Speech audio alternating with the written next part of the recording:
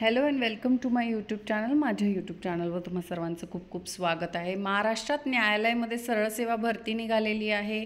पदनाम शिपाई असणार आहे. वेतन 16,600 ते 52,400पर्यंत असणार आहे.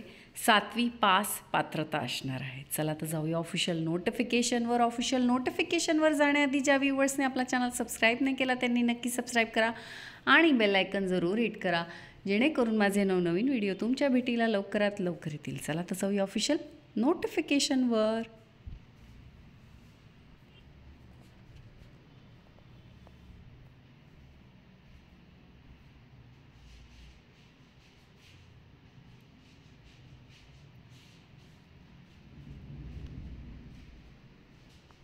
तर ही आहे ऑफिशियल नोटिफिकेशन. मुंबई उच्च न्यायालय नागपूर खंडपीठ नागपूर. मुंबई उच्च न्यायालय नागपूर खंडपीठाच्या आस्थापनेवर शिपाई या पदाची सध्या स्थितीत रिक्त असणारी 24 पदे व पुढील 2 वर्षात रिक्त होणारी 12 पदे अशी एकूण 36 पदे करिता उमेदवारांची निवड यादी आणि 9 उमेदवारांची प्रतीक्षा यादी तयार करण्याची आहे. यासाठी ही जाहिरात प्रसिद्ध झाल्याच्या दिनांकास खालील नमूद पत्रात निकष आणि अटीची पूर्तता करणाऱ्या निरोगी इच्छुक व पात्र उमेदवारांकडून ऑनलाईन अर्ज मागविण्यात येत आहेत. त्या संदर्भात निवड यादी व प्रतीक्षा यादी ही प्रसिद्धीच्या दिनांकापासून 2 वर्षासाठीच वैध राहील.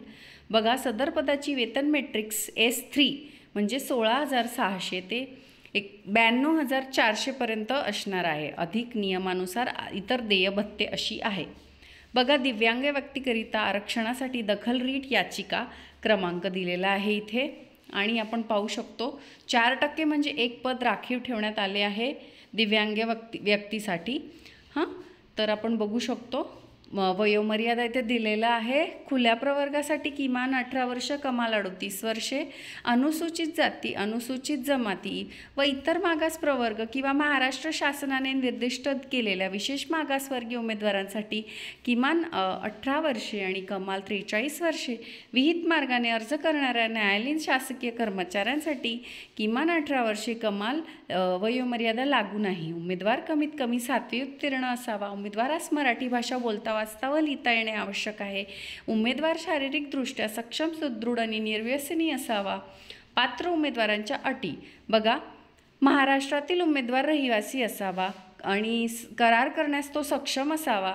त्याने नैतिक पालनाच्या गुन्ह्यासाठी दोषी ठरवण्यात आले नसावे किंवा कोणत्याही न्यायालयात MPSC, UPSC किंवा कोणत्याही राज्य सेवा आयोग याने त्याच्याद्वारे आयोजित केलेल्या परीक्षा निवडी प्रकरणांमध्ये उपस्थित राहण्यापासून कायमचे काढून टाकले नसावे किंवा अपात्र ठरवले नसावे.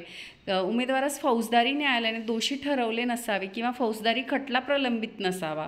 महाराष्ट्र नागरी सेवा लहान कुटुंबाचे प्रतिज्ञापत्र उमेदवारास अर्ज करण्याच्या दिनांकास 18 मार्च 2006 व तदनंतर जन्माला आलेल्या मुलांमध्ये हयात असलेल्या मुलांची संख्या 2 पेक्षा अधिक नसावी आणि उमेदवार सध्या स्थितीत न्यायालयीन शासकीय सेवेत असल्यास त्याने तिने विद्यमान कार्यालयाची पूर्वपरवानगी घ्यावी आणि ना हरकत प्रमाणपत्र प्राप्त करून घ्यावे.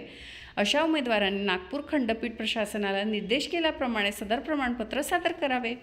बघा, उमेदवारांची अल्पसूची. जाहिरातीस अनुसरून प्राप्त झालेल्या उमेदवारांच्या अर्ज संख्येनुसार उमेदवाराची शैक्षणिक पात्रता व गुणवत्तेनुसार चाळणी लेखी परीक्षा अल्पसूचना म्हणजे अल्पसूची म्हणजे शॉर्टलिस्ट तयार करण्यात येईल लेखी परीक्षेनंतर आणि शारीरिक क्षमता, विशेष आहारता चाचणी, तोंडी मुलाखती, त्याच्यानंतर परत शॉर्टलिस्ट तुमची यादी करण्यात येईल. ऑनलाईन अर्ज करायचा आहे. ऑफिशियल वेबसाईटची लिंक इथे दिलेली आहे. ऑफिशियल वेबसाईटची लिंक मी व्हिडिओच्या डिस्क्रिप्शन बॉक्समध्ये देऊन देईल. फक्त ऑनलाईन अर्ज स्वीकारण्यात येणार आहे. ठीक आहे. 18 फेब्रुवारीपासून तुम्ही वेबसाईटवर ऑनलाईन ॲप्लिकेशन करू शकता. 4 मार्चच्या आधी तुम्हाला ॲप्लिकेशन करायचं आहे, कारण ही शेवटची तारीख आहे अप्लाय करायची.